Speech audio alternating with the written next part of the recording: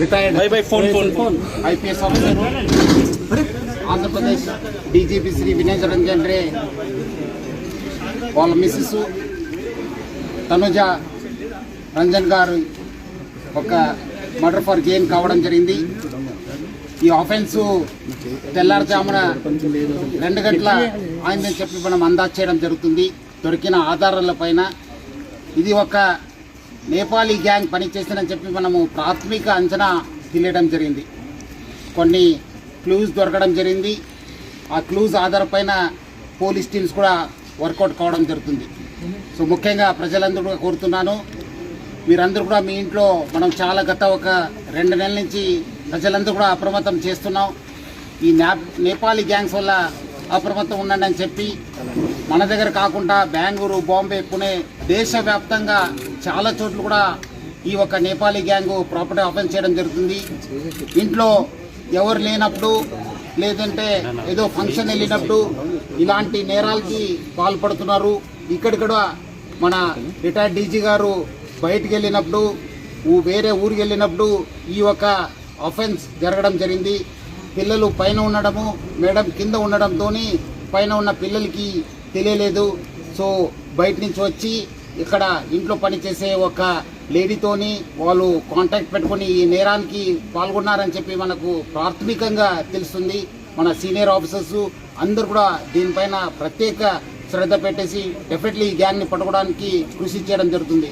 ఇప్పుడే మన రాష్ట్ర డీజీపీ సివి ఆనంద్ గారు, అట్లానే మన DGP law and order Mahesh Bhagwat గారు అందరు కూడా ఈ యొక్క సీన్ని విజిట్ చేయడం జరుగుతుంది. డెఫినెట్లీ ఈ కేసుని డిటెక్ట్ చేయడానికి మనము ప్రయత్నం చేయడం జరుగుతుంది. పబ్లిక్ ఎవరు కూడా ప్యానిక్ కావద్దు. మీ ఇంట్లో ఉన్న, ఎందుకంటే మార్నింగ్ కూడా చాలామంది నాకు ఫోన్ చేశారు, మన ఇంట్లో నేపాలీస్ ఉన్నారు సార్, ఎట్లా సార్ అని చెప్పి.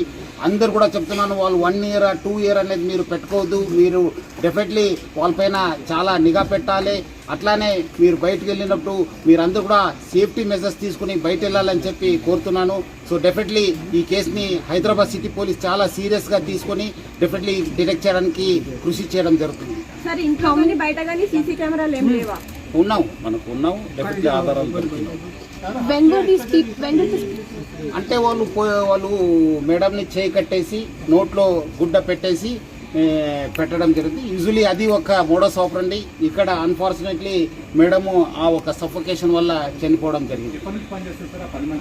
ఆల్మోస్ట్ 1 ఇయర్ నుంచి అయింది. సో వాళ్ళ మదర్ కోసం, ఇక్కడ సార్ వాళ్ళ మదర్ కోసం ఆమె రావడం జరిగింది. తర్వాత మదరు చనిపోయిన తర్వాత మళ్ళీ ఆమె కంటిన్యూ కావడం జరిగింది. అందుకు నేను ప్రజలందరూ కూడా మనం ఇంటికి వెళ్ళి ప్రచారం చేయడం జరుగుతుంది. నేపాలీస్ పట్ల మీరు అందరూ కూడా అప్రమత్తం ఉండాలి. ఎందుకంటే ఇంత పోలీస్ చెప్పిన తర్వాత కూడా మళ్ళీ మీ ఇంట్లో పెట్టుకున్నారు. వాళ్ళు ఎవరు ఏమన్నది చూడరు, వాళ్ళు అవకాశం కోసం చూస్తుంటారు. సో అందుకు ఇక్కడ ఒకటే కాదు, బెంగళూరులో అయింది, బాంబేలో అయినావు, పుణేలో అయినావు. సో జాగ్రత్త ఉండాలని చెప్పి నేను ప్రజలందరూ కూడా కోరుతున్నాను. డెఫినెట్లీ మిస్ అయినాం. దాన్ని మనము ఎంత పోయింది, ఏం పోయిందని చెప్పి అంచనా చేయడం జరుగుతుంది. సార్ ఎక్కడ నుండి అంటే ముందు గేట్ నుండి వచ్చారు? అంటే ఇక్కడ నుంచే వచ్చారు. సైడ్ గేట్ ఉంది కదా, పార్క్ గేట్ నుంచి రావడం జరిగింది. అది మనము వర్కౌట్ చేస్తున్నాం. కొన్ని వివరాలని బయట పెట్టలేము, కొంత ఇన్వెస్టిగేషన్ కోసము మనం చేస్తున్నాం. డెఫినెట్లీ మీకు అప్డేట్ ఇస్తాను. చెప్తాను, మళ్ళీ చెప్తాను మీకు ఈవినింగ్ దాకా. మళ్ళీ again will give a report.